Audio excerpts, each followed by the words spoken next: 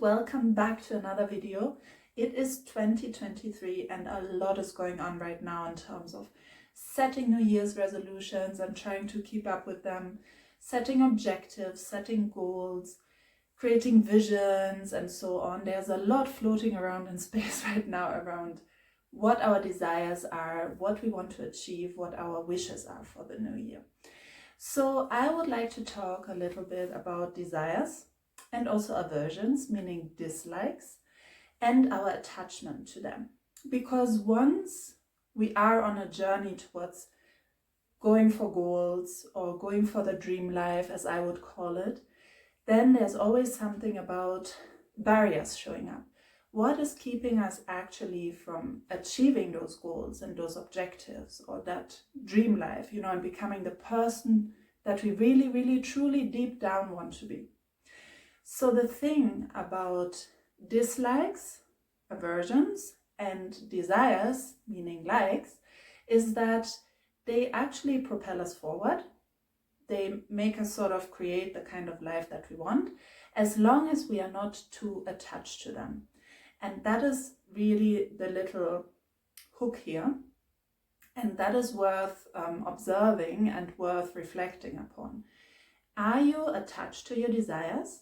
Are you attached to your aversions? And how intensely are you attached?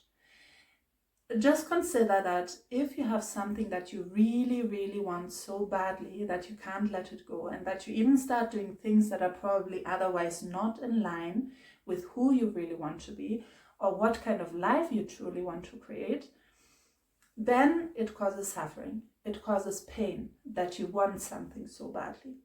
And once that happens, you are too attached and you're actually not on the right track in terms of the kind of life that you want to create, the kind of person that you want to be in this world.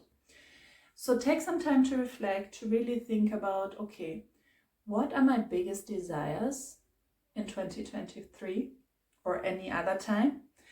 And how is that actually influencing me?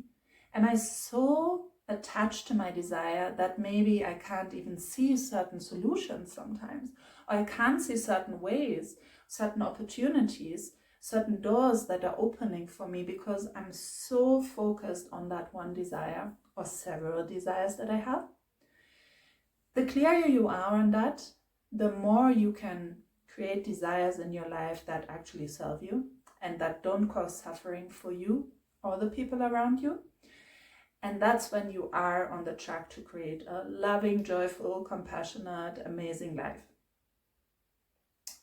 And the trick here is really, once you know your attachments to certain desires, you can create a little bit of space. I usually do that with meditation, but there are so many other things you can do if you are someone who writes, if you are someone who discusses, who maybe even takes a walk and just lets things run through your system. However your way of reflection and sort of letting go of certain things, do it after you have reflected on your desires.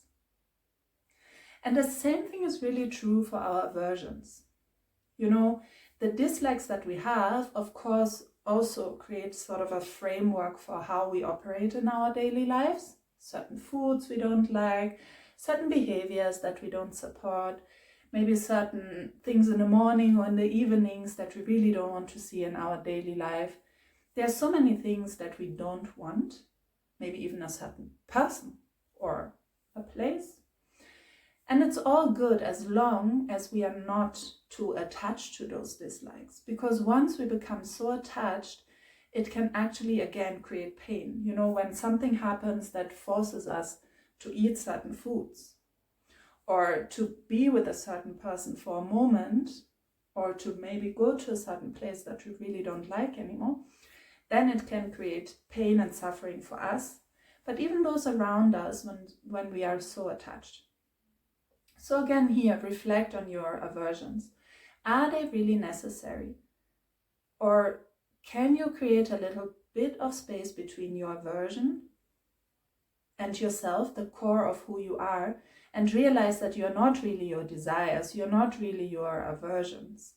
Those are all choices that you can make. you are just this ball of light, this ball of energy that constantly wants to grow and expand. So when you create a little bit of space, actually it becomes easier, becomes less intense, less serious. It becomes more fun, more light, more bright, just nicer, and also more flexible, so that you can broaden your horizon and you can actually start to see new ways of doing things, new ideas, new visions, new doors opening, new people stepping into your life. So that little bit of space, it doesn't mean you let go of everything, but it means that you are aware of when your attachment to your desires or your aversions is healthy, and when it actually creates suffering. And once you spot the suffering, you know that you have to let go of something. You know that you have to reevaluate and probably rethink where you are right now, so that you can keep moving into the direction that is really good for you. If you like, comment, share, let me know what your experiences are, and see you in the next video.